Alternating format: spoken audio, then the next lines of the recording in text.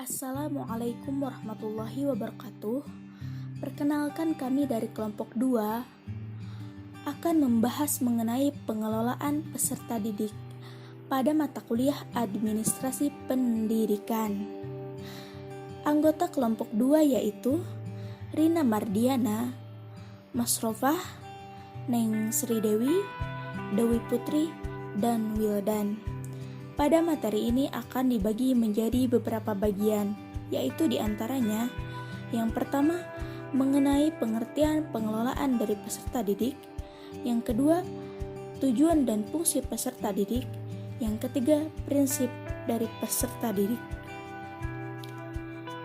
Untuk mempersingkat waktu, mari buka presentasi ini dengan ucapan basmalah bersama-sama. Bismillahirrahmanirrahim. Untuk selanjutnya yaitu dipersilahkan kepada pemateri yang pertama. Pengertian pengelolaan peserta didik. Dalam bahasa Indonesia, makna peserta didik merupakan sinonim atau persamaan. Semuanya bermakna anak yang sedang berguru atau belajar dan bersekolah. Anak yang sedang memperoleh pendidikan dasar dari satu lembaga pendidikan. Peserta didik adalah subjek utama dalam pendidikan. Dialah yang belajar setiap saat. Dalam pengertian umum, peserta didik adalah setiap orang yang menerima pengaruh dari seseorang atau sekelompok orang yang menjalankan kegiatan pendidikan. Sedangkan dalam arti sempit, peserta didik adalah anak atau pribadi yang belum dewasa yang diserahkan kepada tanggung jawab pendidik. Dalam Undang-Undang Nomor 20 Tahun 2003 tentang Sistem Pendidikan Nasional dijelaskan bahwa yang dimaksud peserta didik adalah anggota masyarakat yang berusaha mengembangkan diri melalui proses pembelajaran yang tersedia pada jalur, jenjang, dan jenis pendidikan tertentu. Nah, dari uraian tersebut dapat disimpulkan bahwa yang dimaksud peserta didik adalah individu manusia yang secara sadar berkeinginan untuk mengembangkan potensi dirinya, baik itu jasmani ataupun rohani, melalui proses kegiatan belajar mengajar yang tersedia pada jenjang atau tingkat dan jenis pendidikan tertentu.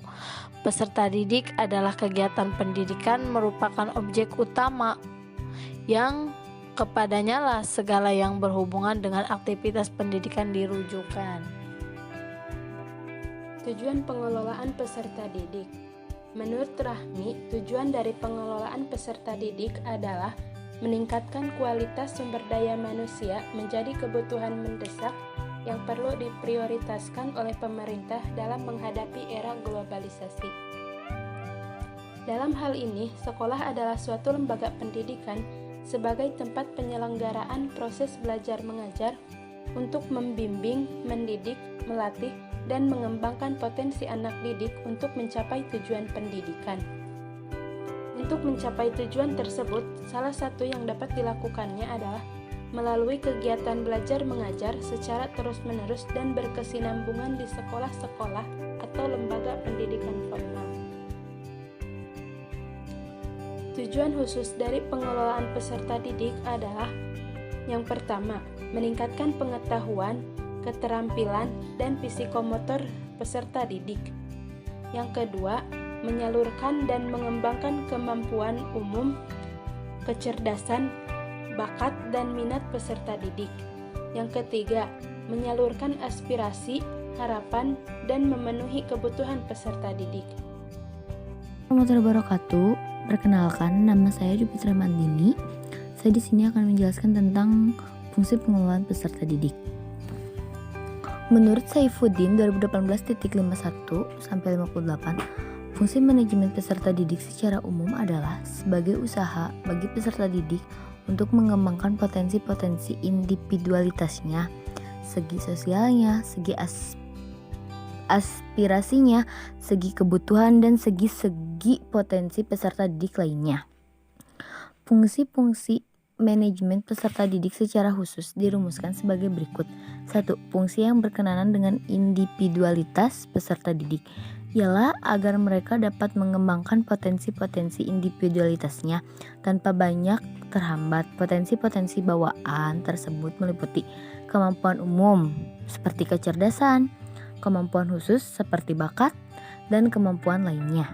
2. Fungsi yang berkenaan dengan pengembangan fungsi sosial peserta didik ialah agar peserta didik dapat mengadakan sosialisasi dengan sebayanya, dengan orang tuanya dan keluarganya, dengan lingkungan sosial masyarakatnya. Fungsi ini berkaitan dengan hakikat peserta didik sebagai makhluk sosial. 3. Fungsi yang berkenaan dengan penyaluran aspirasi dan harapan peserta didik ialah agar peserta didik tersalur hobi, kesenangan, dan minatnya. Hobi, kesenangan, dan minat peserta didik demikian patut disalurkan. Oleh karena ia juga dapat menunjang terhadap perkembangan diri peserta didik keseluruhan. 4. Fungsi yang berkenaan dengan pemenuhan kebutuhan dan kesejahteraan peserta didik ialah agar peserta didik sejahtera dalam hidupnya. Kesejahteraan demikian sangat penting karena dengan demikian ia akan juga turut memikirkan kesejahteraan sebayanya. Assalamualaikum warahmatullahi wabarakatuh. Di sini saya akan menjelaskan tentang prinsip pengelolaan peserta didik. Yang dimaksud dengan prinsip ialah suatu yang harus dipedomani dalam melaksanakan tugas. Prinsip pengelolaan peserta didik mengandung arti bahwa dalam rangka mengelola peserta didik, prinsip-prinsip yang disebutkan di bawah ini haruslah selalu dipegang dan dipedomani. Adapun prinsip-prinsip pengelolaan peserta didik menurut Rusdiana tersebut adalah sebagai berikut. Yang pertama, pengelolaan peserta didik dipandang sebagai bagian dari keseluruhan pengelolaan sekolah. Oleh karena itu, ia harus mempunyai tujuan yang sama atau mendukung terhadap tujuan pengelolaan secara keseluruhan. Ambisi sektoral pengelolaan peserta didik tetap ditempatkan dalam kerangka pengelolaan sekolah. Ia tidak boleh ditempatkan di luar sistem pengelolaan sekolah. Yang kedua yaitu, segala bentuk kegiatan pengelolaan peserta didik haruslah mengemban misi pendidikan.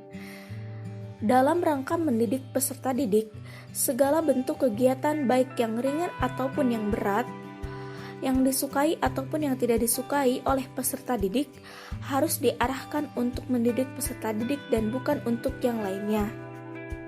Yang ketiga yaitu, kegiatan-kegiatan pengelolaan peserta didik haruslah diupayakan untuk mempersatukan peserta didik yang mempunyai aneka ragam latar belakang dan perbedaan. Perbedaan pada peserta didik tidak diarahkan bagi munculnya konflik di antara mereka, melainkan mempersatukan serta saling memahami dan menghargai.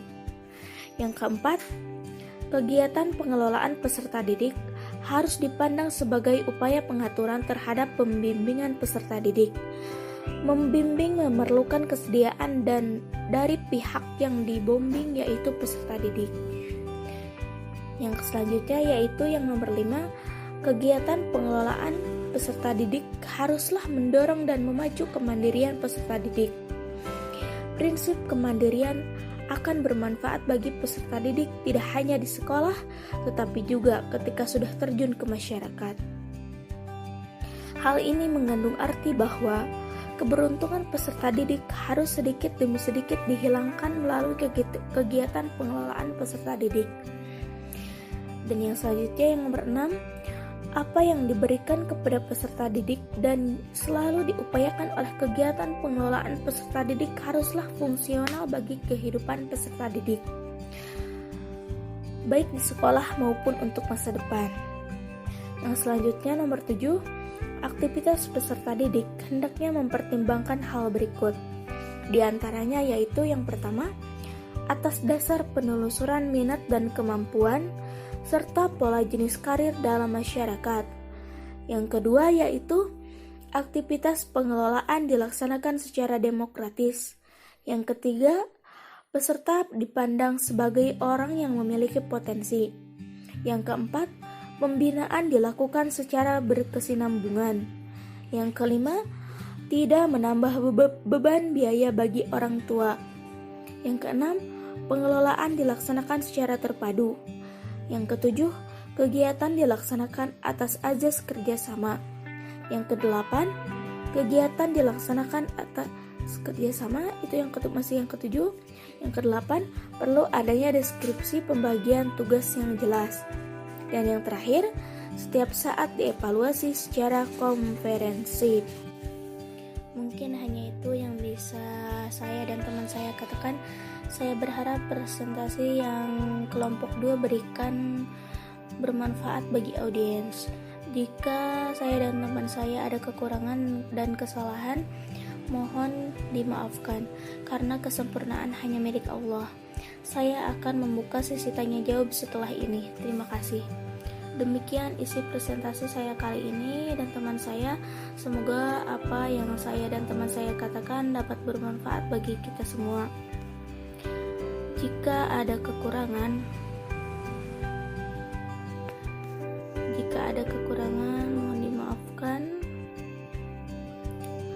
karena sempurna benar-benar hanya milik Allah.